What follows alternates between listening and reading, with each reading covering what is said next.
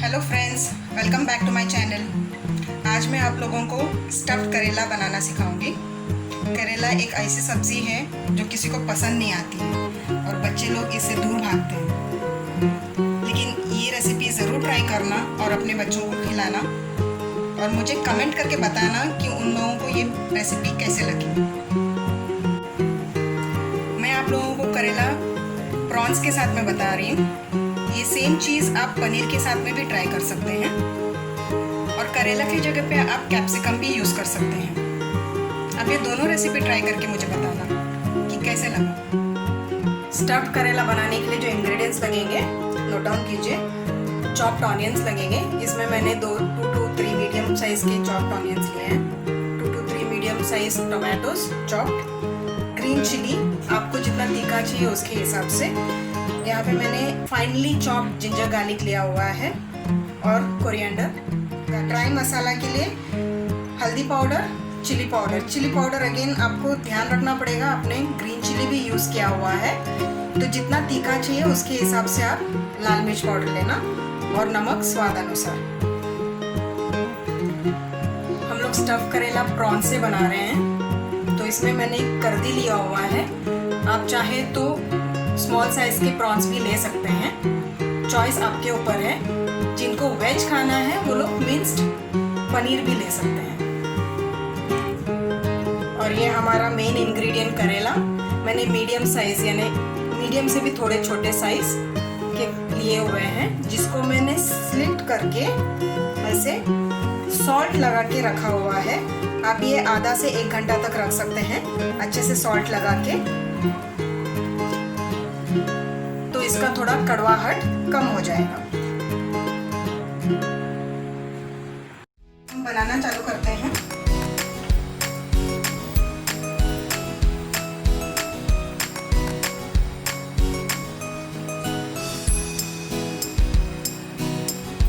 दो चम्मच तेल लेंगे।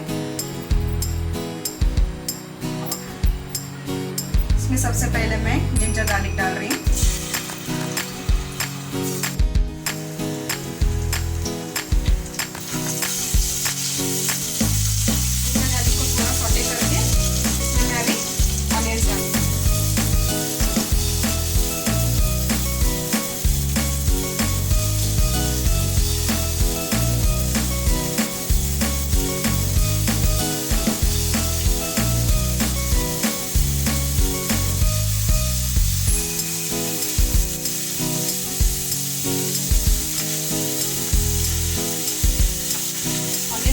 ट्रांसपेरेंट होने तक इसको सौटे करना है।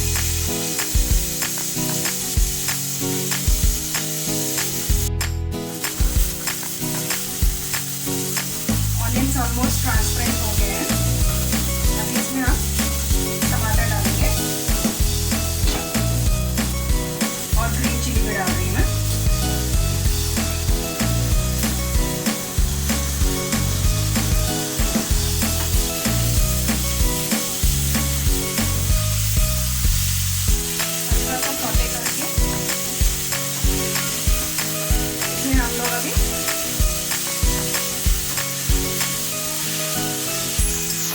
मसाला डालेंगे, सॉल्ट, हल्दी पाउडर, चिली पाउडर।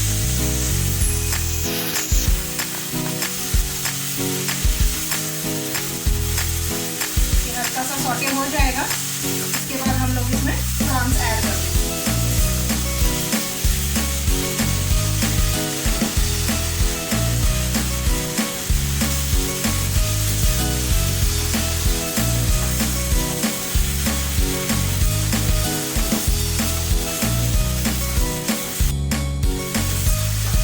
हो सके जितना उतना हाई फ्लेम में रख के खिलाते हुए ही पकाना है थोड़ी देर के लिए। इसका पूरा पानी सूख जाना चाहिए और प्रॉन्स पक जाने चाहिए, क्योंकि अगर ये गीला रहेगा तो जब हम लोग इसको स्टफ करेंगे करेला में तो इसका पानी छूटेगा फ्राई करते हुए। इसलिए हम लोगों को इसका मसाला एकदम ड्राई करके लेना है। तो अभी थोड़ा टाइम लगेगा पकने के लिए। हाई फ्लेम पे ही कर रही हूँ। थोड़ी देर के लिए ढक के रखूँगी। प्रॉन्स पक जाएंगे।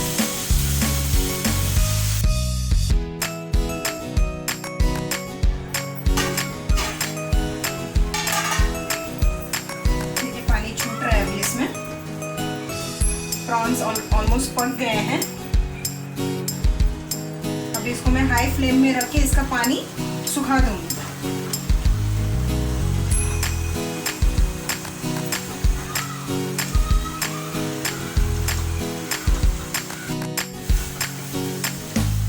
ऑलमोस्ट अभी ड्राई हो गया है।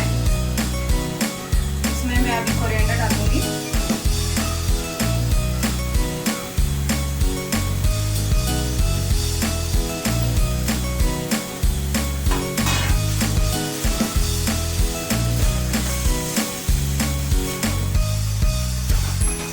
इसमें अगर आप चाहें तो पोटैटो भी ऐड कर सकते हैं, लेकिन एकदम बारीक कटा हुआ पोटैटो ऐड करना पड़ेगा और वो पोटैटो आपको ऑनियन के साथ में डाल के सॉटे करना होगा, क्योंकि पोटैटो पकने में थोड़ा टाइम लगता है।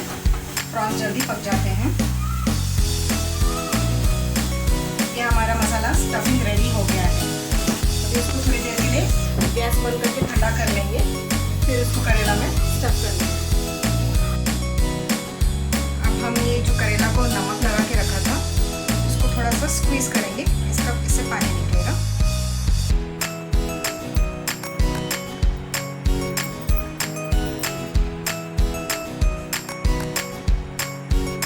इससे थोड़ा कड़वाहट कम हो जाता है।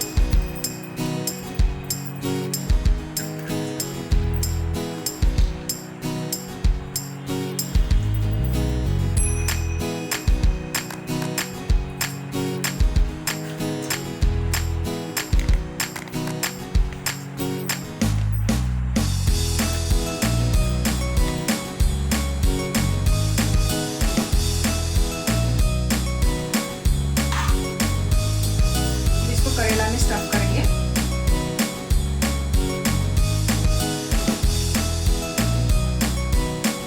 ओवर स्टफ भी नहीं करना, तो ये फ्राई करते वक्त सब बाहर आ जाएगा मसाला।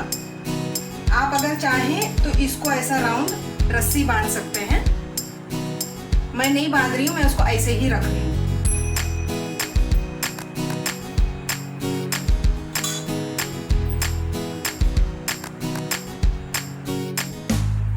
इसी तरह सारे करेले स्टफ करके रखेंगे।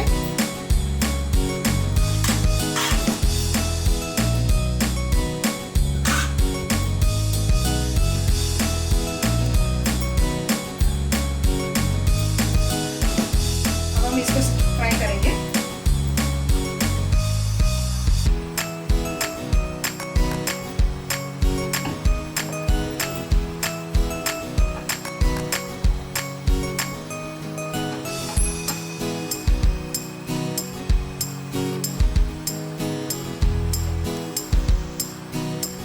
तेल गरम हो चुका है, इसमें हम स्टफ करेला रखेंगे।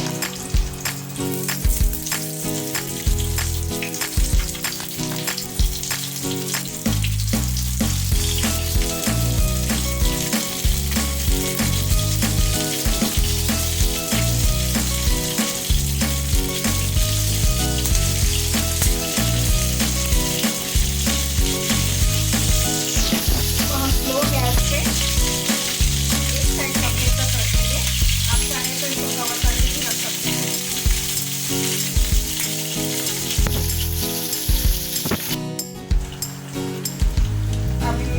थोड़ा सा पलट के फ्राई करेंगे। एक साइड ऑलमोस्ट डन हो गया है, साइड चेंज करके इसको सब साइड से हमको बराबर से फ्राई करना है, स्लो गैस पे।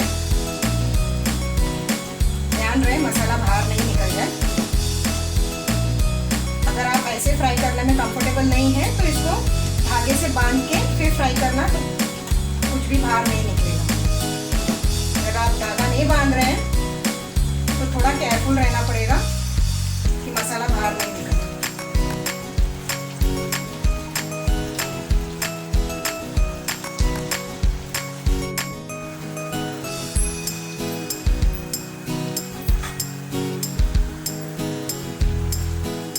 इसको दूसरा साइड से भी फ्राई कर लेंगे।